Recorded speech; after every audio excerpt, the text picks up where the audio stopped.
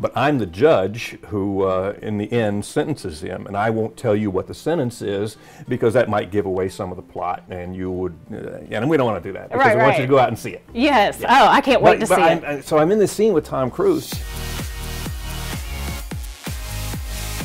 Hi, and welcome to Kelly, where we talk about life, your life and my life, and through Kelly we hope to inspire. We have on the show today Alpha Trivette. You can see Alpha Trivette in American Made as Judge Leakletter. That's right. All right. Yeah. So tell us about that. Well, of course, that's a Tom Cruise movie based on a true story about a guy who got hooked up with the CIA. He was a pilot, and then he got hooked up with the CIA and running drugs down to South America with the whole Iran-Contra Nicaragua thing, and he really got the shaft in the whole deal. But I'm the judge who, in the end, sentences him, and I won't tell you what the sentence is because that might give away some of the plot, and you would, and we don't want to do that because I want you to go out and see it. Yes. Yeah. Oh, I can't wait to see it. So I'm in this scene with Tom Cruise, but when we shot it, he wasn't there. They inserted him into the scene, and it looks like he's there, and I'm talking to him and sentencing him, and you know. Were you disappointed?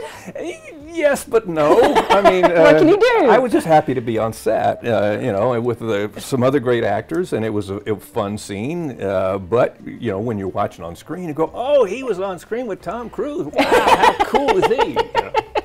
And of course, all Tom Cruise's friends go, "Oh, wow, he was on screen with Alpha. Wow, he is really cool." Right, Alpha. You've been able. To me, you've had just a great career.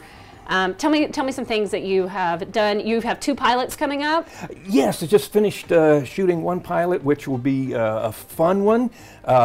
It's a sort of an action fantasy adventure kind of show that actually it's the first thing I've ever done that I could actually sit and watch with my grandchildren. So that's what I'm excited about that. Hope that works out, and hope I have a big part in it for the rest of the episodes.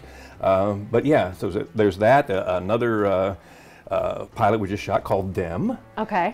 And it's not what you think. Okay. It's not them. No, it's not really them. It's about them, but them is an interracial couple. Okay. And it's a comedy, and it's about their friends and how they deal with interracial things. And actually, it brings up some things that I think are fun to talk about that we have gotten so far away from in our PC culture now. It's like, oh, you can't say that. Well, yeah, you can. Right. Because you know we're alike, but we're different, and we need to celebrate those differences and have fun with each other. And that's where I think we've just totally lost our sense of humor in America. Yes. It's not any fun anymore. So right. We want to bring back the fun. Right. You have an amazing sense of humor. You've done improv, stage. I did stand-up comedy for a number of years, and that got me into morning radio. I did radio for 25 years. Yes. Let's talk about that. I was doing a show. It's Alpha and Kelly. Yes. Yes. I remember this. A different Kelly. Yes, He's much not larger me. and much hairier and nowhere near as pretty as you. Thank you. But yeah, in fact, I worked with Kelly for over 20 years.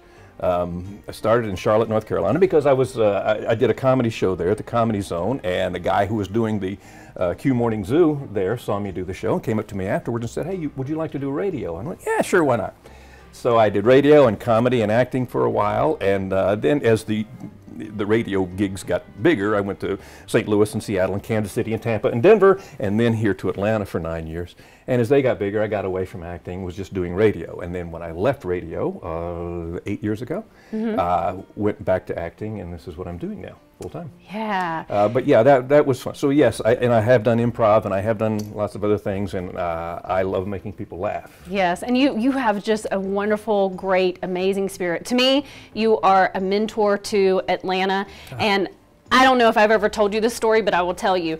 When I first opened or was on the road, on the path to open the studio, I'd given myself 2 years, and at the end of that 2 years, I just didn't think I was going to be able to make it. I didn't think I was going to be able to open the studio because I needed to be self-sufficient, of course. And I sent you a letter and I said, "Alpha, or a message. I don't even know if you remember it, but I said, Alpha, you know, I'm not going to be able to make it through. I've got to go to a normal job. And you gave me some really great words of encouragement. And let me tell you what happened to me the very next week. I went and did my taxes that I had not done for 3 years, and I got enough money to open my studio. Oh, how awesome. Isn't that crazy? But I will, you know, when you're starting off new, and when you're trying so hard, those little words of encouragement, oh, they go so far. I do remember you contacting me, and I do remember responding to you, but I am very pleased that it had an impact. Yes. It made a difference. That's kind of the way I feel about life. I mean, one of my favorite movies of all time is It's a Wonderful Life, yes. you know, with Jimmy Stewart. And I think that's the way, sometimes we don't realize what impact we have on other people. And that's one of the lines that Clarence has, and says, people have an impact on other people's lives, and when they're gone, it leaves a terrible hole. Yeah. You know, and that is so true. And so, yes. And sometimes you don't even know that, you know? Exactly. You don't even know. You may go through your whole life and not know that, but then, because there are people who've been that way and been that kind of influence on me as well, and I look back at them and I go, well, I wonder if they really ever knew, you know, how big an impact they had. And sometimes I say, well, I'd like to reach out and tell them, and sometimes I do, and sometimes I don't get that chance. But thank you. That's nice Well, to hear. thank you. So you shared with me earlier, I was asking you how your wife deals with Alpha the actor. She hates acting. When we first met, she was managing the Comedy Inn in Charlotte, North Carolina. So she was one of the managers of a comedy club, and it was the first club I ever headlined. And so I said, well, this is a great way to get booked back if I'm dating the manager. And so they also had a theater, professional dinner theater right next in the same complex, and they helped manage that as well. And she said, yeah, some of those actors, it's like, oh. And so I said, yeah, I know, but you know, you have to understand the actor's mentality. And so she celebrates and cheers me on. There's sometimes that she chooses not to hang out where there's a lot of actors around, because we're animated. Animated, and sometimes there's egos, and with the ego there comes insecurity, and when the insecurity and the ego doesn't balance, sometimes it's a little weirdness. But no, actors are wonderful people. It's just sometimes they can be, if you don't know actors, they can be a little odd. Right. Yeah. Yeah, we're odd. We are. I totally admit that. I have no problem with that. So, future goals, what do you have in store? Well, we got the 2 pilots that I just did. There also is a couple other pilots, or they're starting out, I guess, as feature films right now that hopefully something big will come of. There's Mr. Lockjaw, which I play an older character who is sort of a superintendent of a building where our anti-hero lives. There's also a project or a show called Project ISIS X, where I play a character who runs a very secretive extra-governmental organization that takes care of business that governments aren't allowed to take care of. So there's high hopes for those things as well, and then just, you know, things that come along. I'll be teaching a class, by the way, out at the Blank Stage in Woodstock, and so I'll be starting that very soon. And so hopefully I can impart what little wisdom I have and share it, and it can make a difference. Yeah, and help develop other people. So I have you a gift. Some almond joys for you to take home a little joy. Thank you. This is just something that we do, just as a as a symbolization that that you are a gift. Right. And thank you for being a gift to the world. Thank you for being a gift to me. And the final thing is, I would like you to leave someone who is trying to fulfill their dreams just some advice and some encouragement. Yeah, people have asked me that. You know, I've felt my whole life that my greatest success would not come until later on in life, and so I was not surprised that, you know, things worked out that way. And the thing I think that motivates me and helps me a great deal is Pablo Casals, one of the greatest cellists in the world. At the age of 85, someone asked him, they said, Mr. Casals, you are 85 years old, you're recognized as the greatest cellist in the world, yet you practice every day. And he said, yes, because I feel like I'm making progress. And I think we can make progress throughout our lives. It's just that we do have to keep trying. We do have to believe. And sometimes we have a tendency to say to ourselves, well, you're not worthy. You shouldn't be doing this. You don't have a right to be here, but you do.